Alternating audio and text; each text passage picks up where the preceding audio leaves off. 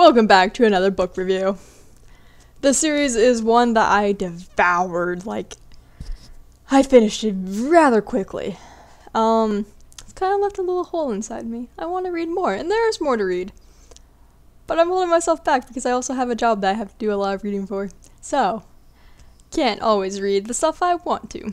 But it is the Farseer Triology by Rob and Hobb. This is the first book, Assassin's Apprentice, and then Royal Assassin, and then, following the theme, Assassin's Quest. There's a dragon. You weren't expecting that, were you?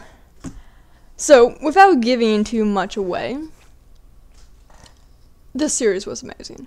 The setup is great, the characters' reactions are wonderful, they grow throughout all three books. It's not like, okay, there are some stagnant characters, but most of them do change. Most of them change opinions that they held strongly because they're given good reason to.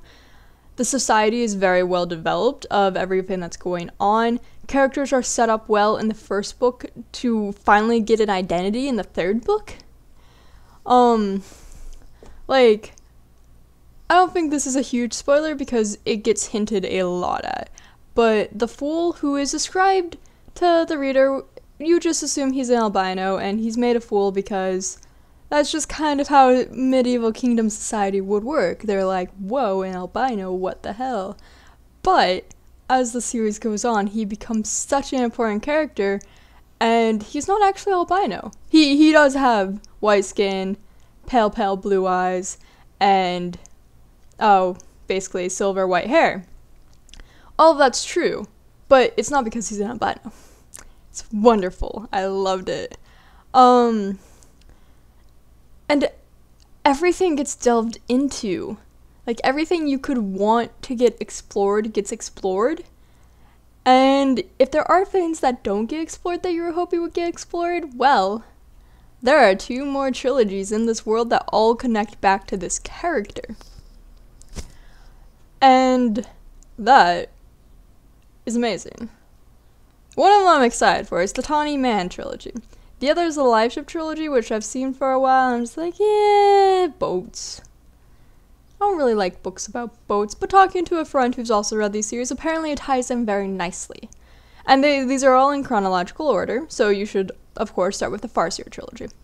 I also like that the character suffers, but not unnecessarily. There is precise reasoning for pretty much everything that happens to him and those around him.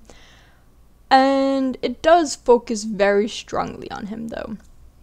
The most that it doesn't focus is that, in this kingdom, which gets explained, this isn't a spoiler, there are 2 types of magic. There's the wit magic, which is being able to talk or communicate with animals, and you kind of bond to one, and you become very good partners, and you can talk to them telepathically whenever you want, no matter the distance. And then there's also magic called the skill, which is similar, but it's human to human. And it's to the point that you can actually influence other humans, which is pretty amazing. And so both those magics get delved into very strongly. The wit is actually seen by society as something very evil and unnatural, while the skill is generally only to those who are of royal heritage, which the main character Fitz is. He's a bastard to the Prince Chivalry, who was king in waiting, who abdicated his throne because he found out he had a bastard. And that was, in this time, that is a huge no-no, that is horrible tactics. Basically, the main premise of the series is that there's this kingdom, and it's called the 6 Duchies because there's 6 duchies in it. And basically, the coastal 4 duchies are being raided by out-islanders, which they're called red ship raiders because all the ships have red holes. And basically, it's wreaking complete havoc across the entire 6 duchies. Because the 2 inland duchies get affected by the lack of trade, the resources going down, the cattle being slaughtered, things like that.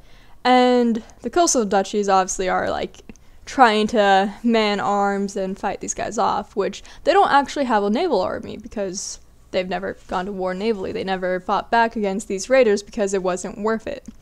Now it's worth it, and they are not prepared at all. So, the 3 books, this is the consistent plot for all 3 books, is trying to defeat these red ship raiders. That is, I guess, a spoiler that they don't get defeated in the first book, but there's no way you're going to think they get defeated in the first book as you read. There's just no way. And there's, of course, other plot lines that underlie this of what's trying to go on. And other minor conflicts. Well, actually, there's some major conflicts, too. Let's be real, Ally. And I would say that it's very good. I'd highly recommend reading it if you can get access to it. I think most libraries have it. Robin Hobb is a very, very acclaimed video just finished rendering, I'm sorry. Is a very acclaimed author. And she is very good at it. And she's probably the reason that I will go on and read the Live Ship series, even though I'm not too thrilled about it. Between her writing style and the world it's in, it makes it pretty worth it. But yeah, so that is the Farseer trilogy and all of its glory without spoilers. Have yourself a magical day, and I shall see you next time. Bye!